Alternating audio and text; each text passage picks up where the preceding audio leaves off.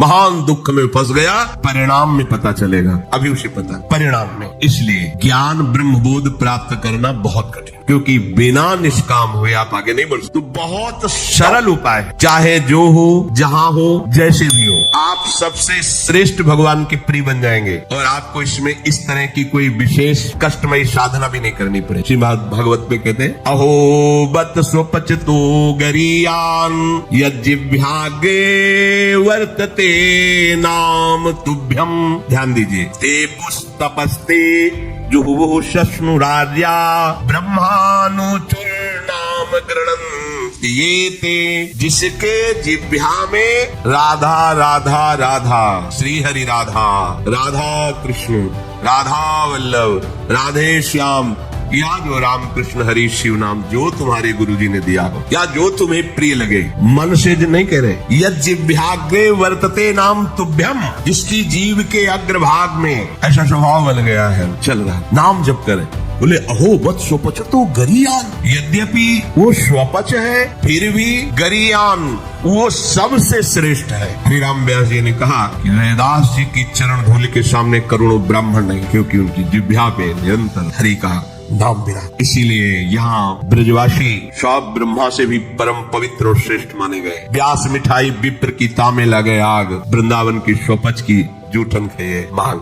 ये बड़े मस्त है ब्रजवासी। प्रातः काल एक बार मंगला करके श्री जी की जा रहे थे, तो एक माई चलिया में कूड़ा करकट मस्ती बिहारी जी के पद गाए, जपे जा राधा राधा नाम, बसे जा श्री वृंदावन धाम, मिलेंगे कुंज बिहारी ओढ़ के कांवर। चलिए कूड़ा के लिए रोका और कुछ बेर चरणों प्रणाम। ये है हमारे वृंदावन है, जिनकी जिह्वा में बिहारी बिहारीन जी का जस बसा हुआ है। परम पावन श्रीधाम वृंदावन की परिचर्या मिले तो व्यास मिठाई विप्र की तामे लगे आग, वृंदावन के स्वपच की जूठन खाइए मांग, क्योंकि ये हरि प्रेम प्रदान। किसी की सामर्थ्य नहीं कि संतों के माथे पे हाथ रखे। एक ब्रजवासी का छोरा छोटा सा हो, उसके पैर चलो, कोई भी हो ऐसे लबा के हाथ जा बाबा, और उसको जब प्रणाम किया ना मेरा लाडली जी कृपा हृदय निहाल हो गए।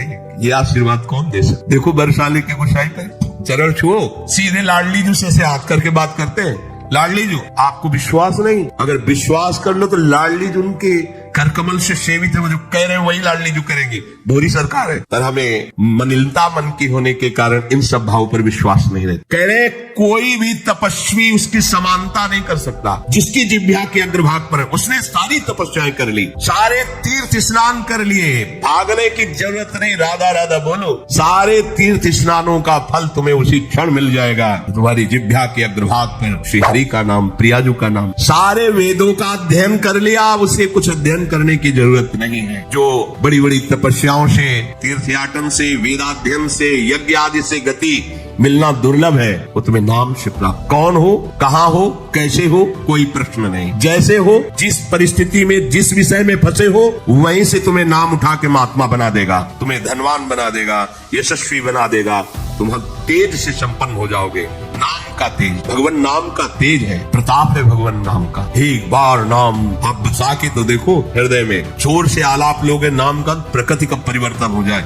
अरे स्वामी का नाम है, सुमीर पवन सुत पावन नाम अपने बस करी राखे। जप ही नाम जन आरत भारी, मिटहि कुसंकट होय सुखारी। इदम ही पुरुषस् तपसः श्रुतस्य वा सृष्टस्य सूक्तस्य च बुद्धि दत्तयोः, अविच्युतोऽर्थः कविभिर् निरूपितो यदुत्तम श्लोक गुणानुवर्णनम। बड़े बड़े वेदनिष्ठ ब्रह्म ऋषियों ने निश्चय किया है कि भगवान के नाम का निरंतर जप, गुण कीर्तन, इससे बड़ा कोई तप नहीं, कोई वेदाध्ययन नहीं, कोई यज्ञ नहीं, कोई ज्ञान या कोई दान इससे बढ़कर के नहीं है। बस प्रभु के नाम में तुम्हारी प्रीति हो जाए। कलिम सभाजयन्त्यार्या गुणज्ञाः सारभागिनः, यत्र संकीर्तने नैव सर्वः स्वार्थो भी लप्यते, न हृतः परमो लाभो देहिनाम भ्राम्यतामिहि यतो विंदेत परमाम शांतिम नश्यति संस्कृति। ये कलिकाल किसी को बख्शेगा नहीं, अगर नाम जप नहीं तो बुद्धि को भ्रष्ट कर देगा। इसका प्रभाव है कपट, चतुरता, बेईमानी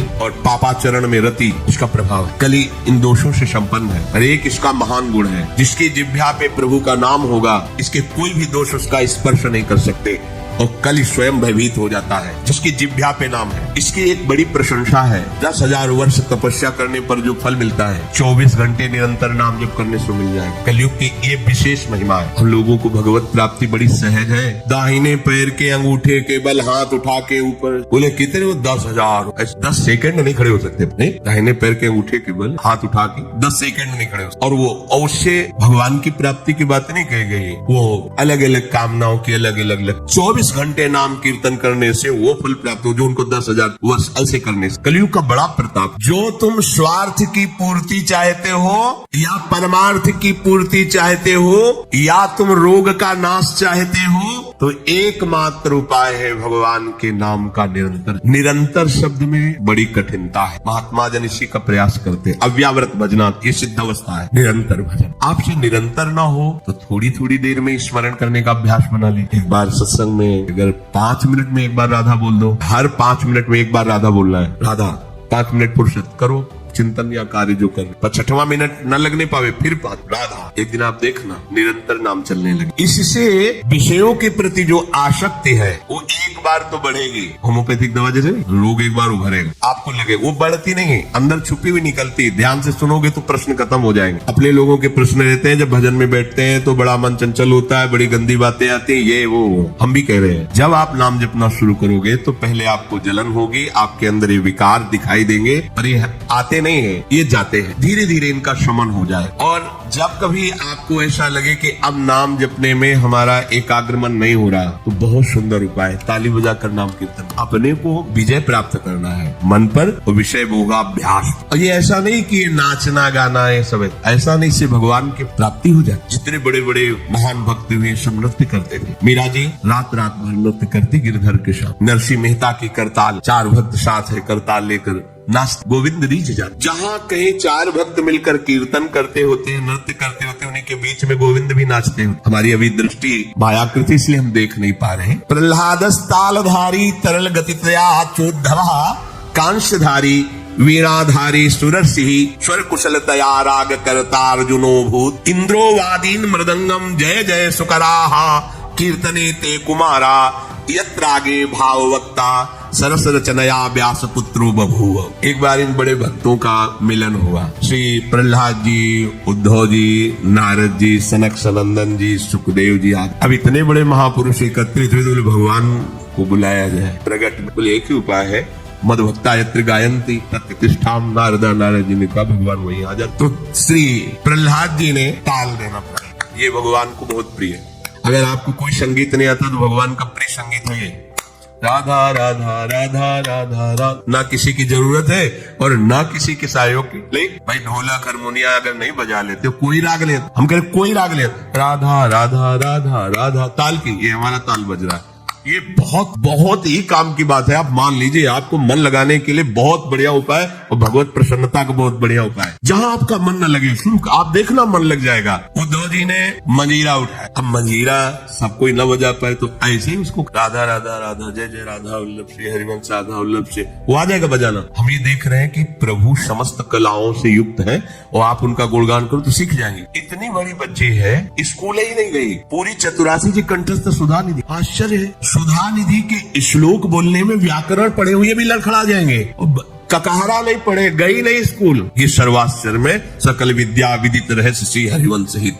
हमारी स्वामिनी सकल विद्या विदित है, आश्रय निर्मल हृदय ने लिया, वाणी प्रकाश। श्री चतुरासी जी कंठ। हम तो आश्चर्य, पर सर्वाश्चर्य में स्वामिनी जो, इसलिए क्या नहीं आपको ज्ञान हो जाएगा, आपको क्या पता नहीं चल जाएगा। जब प्रभु को पता चल गया तो सब उन्हीं में समाये हुए हैं, सब ज्ञान आ जाएंगे। श्री उद्धव जी ने मंजीरा उठाया, और नारद जी का प्रसिद्ध वाद्य यंत्र तो वीणा जी है ही, और अर्जुन जी राग आलापने लगे। इंद्र ने मृदंग बजाना शुरू किया। सनक सनंदन बीच बीच में जय हो, ये कोई हंसी मजाक नहीं, जैसे कीर्तन में आप लोग बोलते हैं जय हो जय हो जय हो, आप बोलते ना, ये साधारण बात नहीं है। भगवान बहुत प्रसन्न होते हैं इससे। बोले ये सनक सनंदन सनातन सनत कुमार बीच में नाम कीर्तन में जय ध्वनि बोलने लगे, जय हो, और सुखदेव जी भावभंगियां प्रकट करने लगे। जीव ही एक कीर्तन और नृत्य हुआ तो बीच में देखा प्रभु प्रकाश। तासा महावीर भूत छोरी स्मयमान मुखाम पीताम्बर धरासग भी साक्षान मत। और वो भी कोई खड़े नहीं हुए, वो भी तो नटवर नागर है, सकल कलाओं में प्रवीण।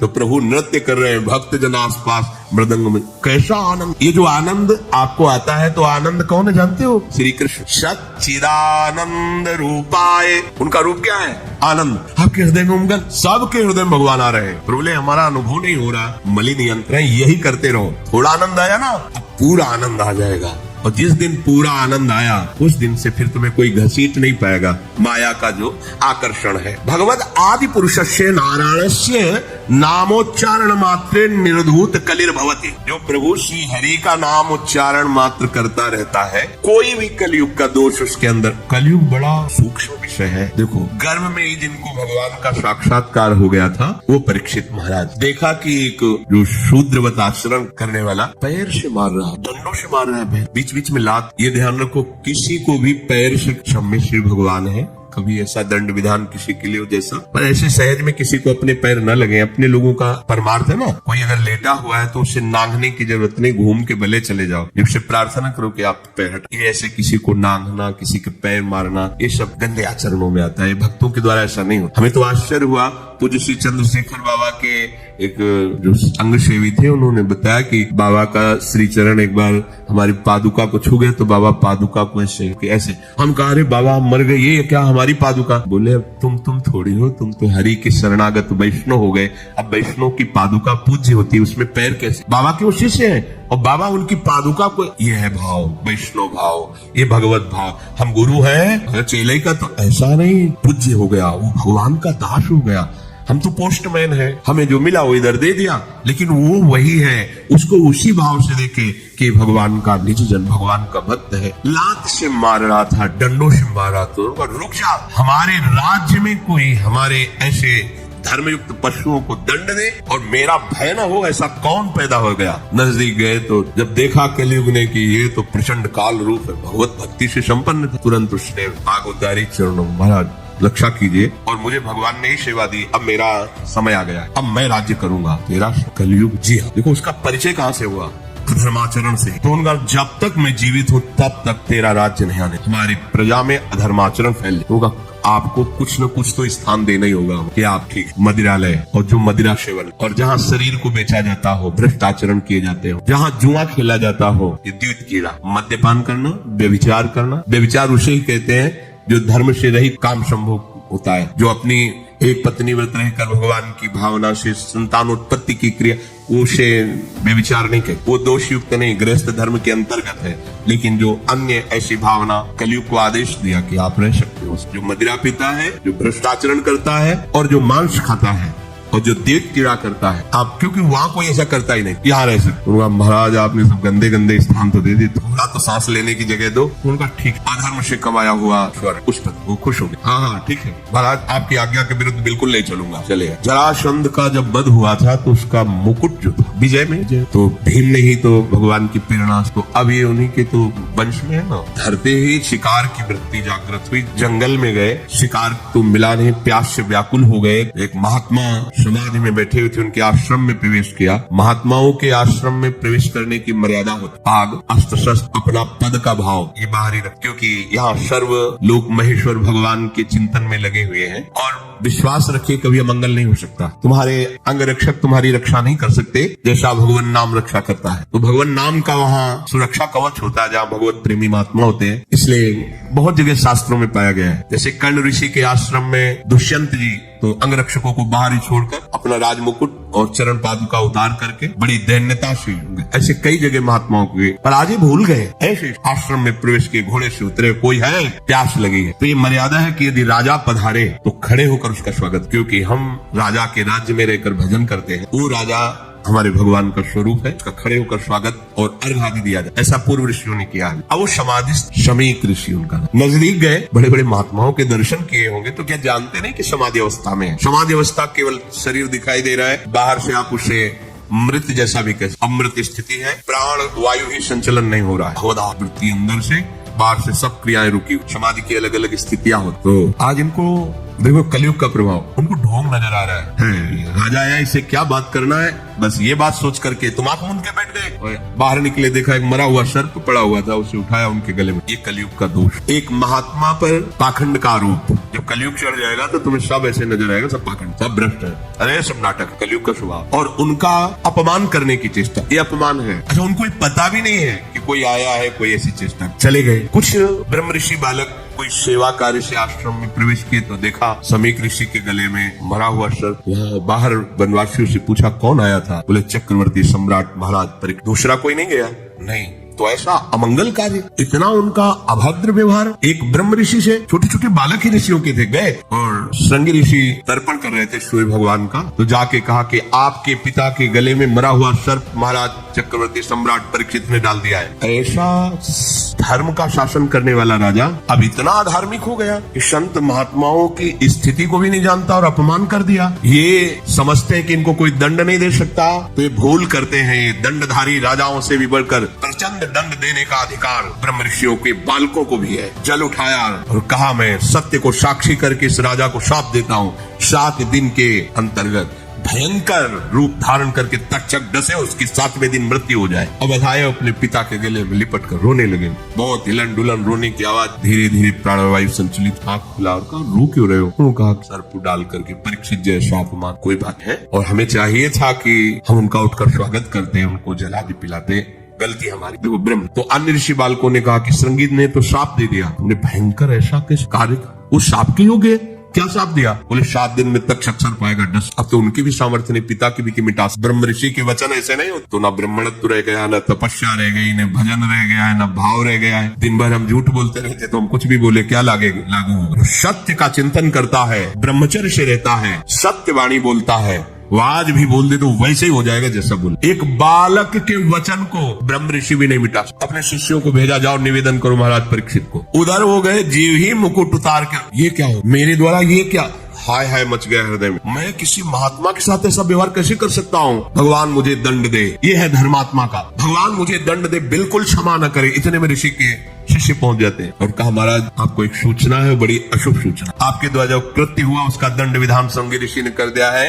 आज के 7वें दिन तक सर्प आपको डसेगा, आप अपना उपाय कर लीजिए। कल्याण का, बचने का तो कोई उपाय ही नहीं है। बहुत प्रसन्न हुए जैसे किसी ने उनको महासुख दे दिया। ये है भगवान के आश्रित, कोई भी साप ताप भय नहीं प्रदान कर सकता। प्रसन्न, मैं तो मांग ही रहा था कोई दंड मिले। बहुत अच्छा। जन्मेजय को बुलाया, उसी क्षण रात दिया और गंगा किनारे जा करके बस आमरण अनशन व्रत, एक बूंद पानी भी नहीं पीऊंगा। और कैसे भगवत प्राप्ति हो 7 दिन में चिंता नहीं कर रहे थे। बड़े बड़े संत महात्माओं ने जो साप की बात सुनी, सब आ गए गंगा के। उसमें भगवान व्यासदेव जी, वशिष्ठ जी, बड़े बड़े महापुरुष नामी सब आ गए। सबसे पूछा 7 दिन में निश्चित भगवत प्राप्ति हो जाए, आप सब हमें ऐसा उपाय बताइए। सब आपस में विचार ही कर रहे थे। इतने में देखा आनंद में मगन हुए निर्वस्त्र दिगंबर भगवान सुखदेव, 16 वर्ष की अवस्था है, कृष्ण नाम जिह्वा से निकल रहा है, जीव आए सब। कैसे 7 दिन में भगवत प्राप्ति? बोले 7 दिन के पहले ही तुम्हें हम साक्षात्कार श्रीमद् भागवत श्रवण कराया और पूछा बेटा परीक्षित तुम्हें इस समय क्या तक्षक से डर है? उनका नहीं भगवान, आपने मुझे ऐसी स्थिति प्रदान कर दी कि एक तक्षक क्या करोड़ों महाकाल का रूप धारण करके भी आवे, मुझे कोई डर नहीं, क्योंकि मैं ऐसी स्थिति को प्राप्त हो गया हूँ, मृत्यु मुझे छू नहीं सकती। उठे हो। इतने बड़े महापुरुष को भी कलयुग ने ठग लिया था, पर भगवान का आश्रय था ना। तो कह रहे हैं कि कलयुग का बिल्कुल भी प्रभाव उसके ऊपर नहीं पड़ेगा जो नाम जप करता रहेगा। बच्चों, इसलिए हम आपसे बार बार लगभग 2-4 दिन में सत्संग में प्रार्थना करते कि शराब मत पियो, बुद्धि भ्रष्ट कर देगा, कलयुग का स्थान है, ये वो कार्य करा देगा।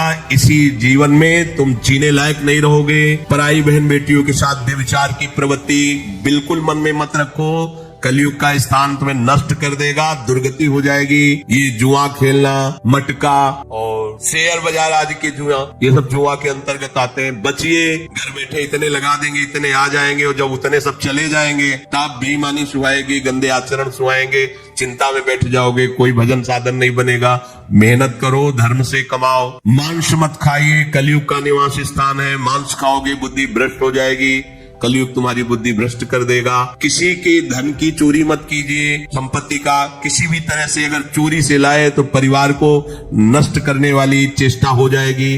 अपने हाथ से अपने परिवार को नष्ट कर दोगे। देख लेना, ऐसी बुद्धि भ्रष्ट होगी कि जो तुम्हारे परिवार को ही तुम्हारे आचरण दुखदायी बन जाएंगे, जिनके सुख के लिए तुमने चोरी की थी। ये कलयुग के स्थान है। अगर कलयुग के प्रभाव से बचना है, निर्धूत कलिर्भवति, बोले भगवद आदि पुरुषस्य नारायणस्य नामोच्चारण मात्रेण। नाम बहुत बढ़िया अंग रक्षक है। कोई भी आपको दोष युक्त नहीं कर पाएगा यदि नाम चल रहा है। तो अगर हमारे दोष जमा है, देखो हम बार बार प्रश्न करते हैं, हमें सुख मिले, हमारी विपत्ति कैसे हटे, हम चाहते हैं कि ये काम बन जाए, वो काम क्यों नहीं बन रहा? क्योंकि तुम्हारे पाप जमा है। खुली बात, पाप ये दान पुण्य से नष्ट नहीं होंगे। दान पुण्य एक क्रिया है, शुभ क्रिया है, पुण्य क्रिया वो अलग जमा होगी। हमको एक ऐसी बात चाहिए जिससे पुण्य भी हो और पीछे के पाप नष्ट हो जाए। तो कह रहे वज्रम पाप महीभृताम भवद्रोदेकस्य सिद्धौषधम। पाप चाहे तुम्हारे पर्वत के समान हो, उनको विनाश करके तुम्हारे पुण्यों को बढ़ा देगा। पुण्यों को बढ़ा देगा पहाड़ जैसे, और पाप को मिटाकर धूल कर देगा।